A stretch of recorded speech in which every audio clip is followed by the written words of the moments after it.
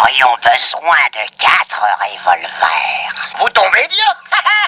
Je viens de recevoir des articles de grande qualité. Ce sont des armes très précises. Avec elles, personne ne peut rater sa cible.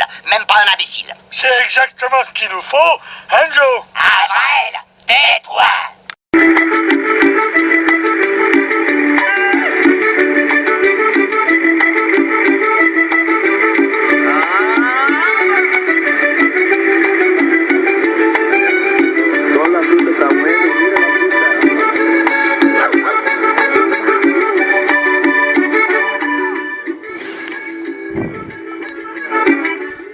Alors, bienvenue à cette capsule sur la bourse.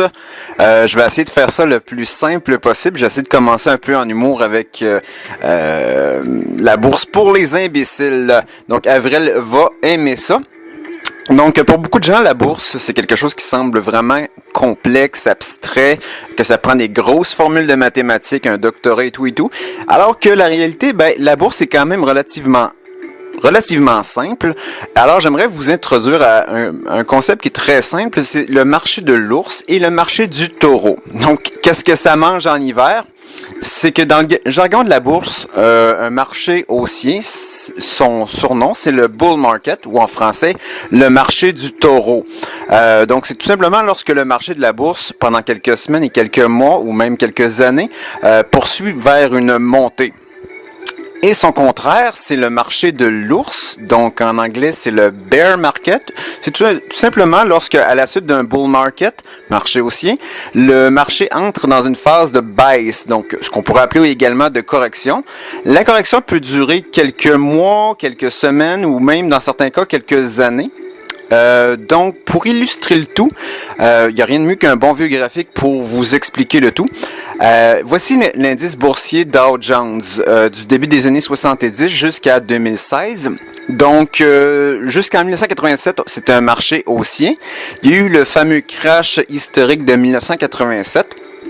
Donc, la bourse s'est quand même relativement replacée rapidement et entrer dans une phase de marché haussier jusqu'à la fin des années 90, lorsque la bulle techno en l'an 2000 a éclaté.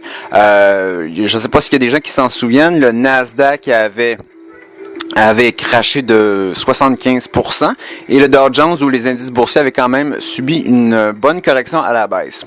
Donc, le crash a duré de 2000 jusqu'à 2002 et par la suite s'est repris vers un marché haussier. Donc, en 2007-2008, il y a eu la fameuse crise bancaire des subprimes. Donc, il y a eu un déclin quand même assez significatif de la bourse américaine et canadienne et un peu partout dans le monde. Si vous observez, le crash de 2008 a été un petit peu plus violent que le crash de 2002. Donc, depuis 2008, la bourse est revenue à la hausse depuis 2016, mais depuis les derniers mois, depuis le début de l'année 2016, on a quand même eu beaucoup de turbulences ou ce qu'on appelle la volatilité dans les marchés. Donc là, la question c'est de savoir est-ce que la bourse va atteindre un nouveau sommet, des nouveaux sommets, ou plutôt on s'en va vers une correction. Donc je vais pas répondre à cette question-là, je vais laisser faire votre propre analyse, mais j'aimerais vous présenter la citation suivante de Warren Buffett. Dans le monde des affaires, le miroir du passé est plus éloquent que le pare-brise du futur. Je vais vous donner un exemple là, très concret.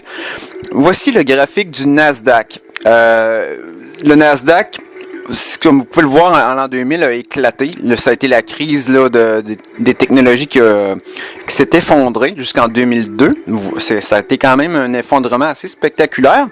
Et dans le coin du graphique de l'écran, j'ai mis une coupure de journaux du crash de 1929 à 1932. Si vous observez bien la ressemblance entre le crash du Nasdaq et le Dow Jones en 1929-1932, vous voyez que c'est à peu près le même schéma, à quelques petits pourcentages près. Différent, mais quand même, là, il y a une immense ressemblance. Donc, ça a pris 15 ans au Nasdaq à reprendre le même sommet qu'en l'an 2000. Maintenant, la question est de savoir, est-ce que la bourse va refaire une correction à la baisse? Donc, encore une fois, je ne prononce pas là-dessus, c'est à vous de juger. Mais j'aimerais terminer en vous mentionnant une de mes citations préférées de Sir John Templeton. Les 4 mots les plus dispendieux de la langue anglaise sont « cette fois-ci, c'est différent ». Donc, je vous remercie beaucoup de m'avoir écouté. Je vous souhaite une bonne réflexion. Et puis, on termine ça en humour avec, à la fin de la vidéo avec nos inséparables frères Dalton. Donc, merci beaucoup. Puis, bonne recherche. Si jamais vous avez des questions, vous pouvez toujours me rejoindre à jérômedauphin@gmail.com.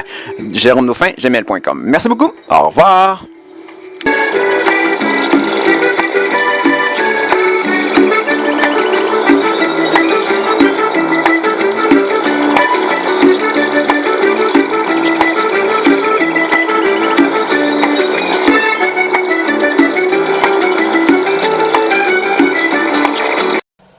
Ils sont chargés. Oui, et les ceinturons sont en prime. Ça fait $12 le revolver.